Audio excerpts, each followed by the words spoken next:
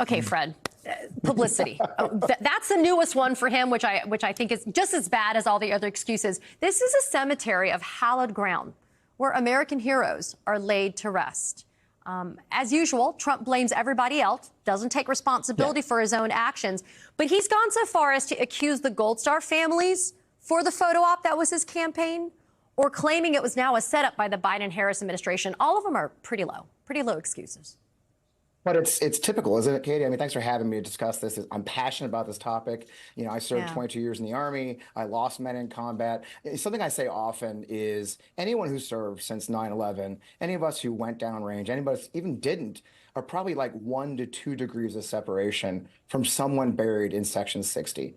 So to actually get in a scuffle in Section 60, where it's the living part of the cemetery, I try to explain that to a lot of people that Section 60 is the recent burials. There was families there visiting their family members, and he disrespected that much. But this is what he does. I mean, you know, you remember he blamed Gold Star families for giving him COVID, even though he got it probably at the big event for Amy Coney Barrett. You know, he's never respected our service. He's never understood why we do it. And this is just yet another example.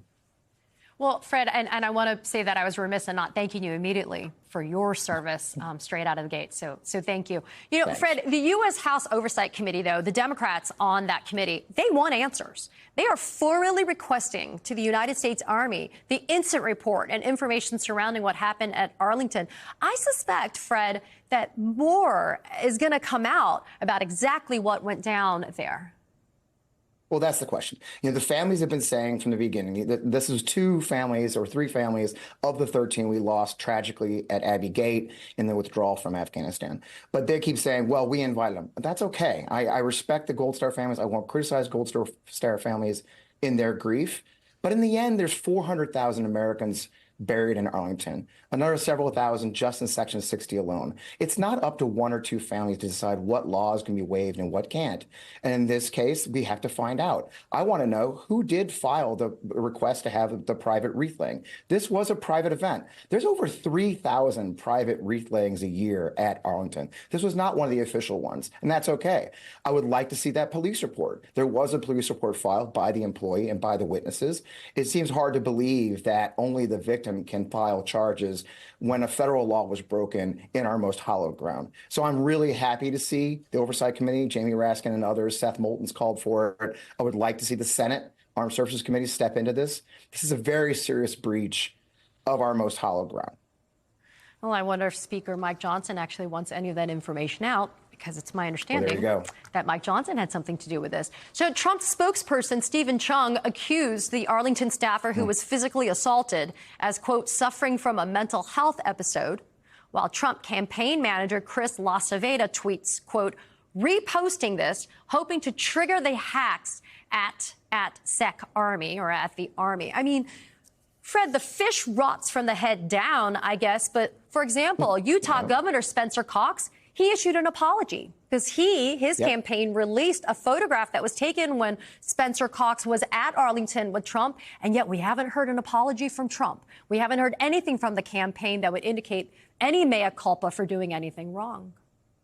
And you never will. That's not what they do. It's always attack, attack, attack. Look, we know that. It's the Republican playbook. Why do I know that? I used to work with some of them. You know, that is they're always going to attack. LaCivita especially is probably one of the most offensive to me. He is a combat veteran of Desert Storm. He has a Purple Heart. He knows how important Arlington is. And for him to not just break the rules so blatantly, but then to have the audacity to taunt and attack the civilians. Let me tell you, I had a show the other day with Vote Vets. We have a show called On the Line with Vote Vets. And I had 2 of my guests were former old guard members who handled funerals and handled the respect. I had a Gold Star mom on our show talking about how important it is, that section. And the idea that someone who is himself a veteran attacking the people who treat that ground as hallowed as it is, and to treat them just like dirt. And that's just what we get from these guys. And we saw it in the first administration when, don't forget, Trump had 3 of his buddies from Mar-a-Lago as personal advisors to the Secretary of the VA illegally. I mean, they've never respected the norms, traditions, but in this case, it's an actual law. And Fred, quickly, Trump's disdain and disrespect brings such dishonor to the U.S. military. Things like this this act of selfishness and the refusal to acknowledge when something's wrong. Are veterans watching and hearing and feeling and sharing the anger that you have over what happened at Arlington?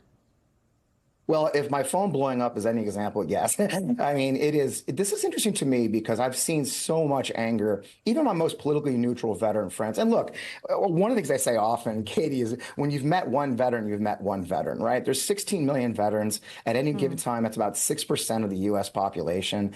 We all have different opinions. We're literally split down the middle politically. Contrary to popular belief, we're not all Republican.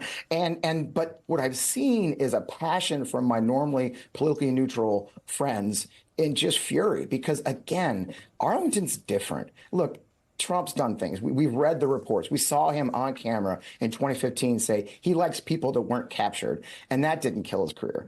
But Arlington is in a lot of ways a third rail for many of us. And this isn't just military members, it's family members. I've had as many military spouses tapping in. I've had just everyone. And so I think this one's different. It seems to be really energizing our community in ways I haven't seen previously.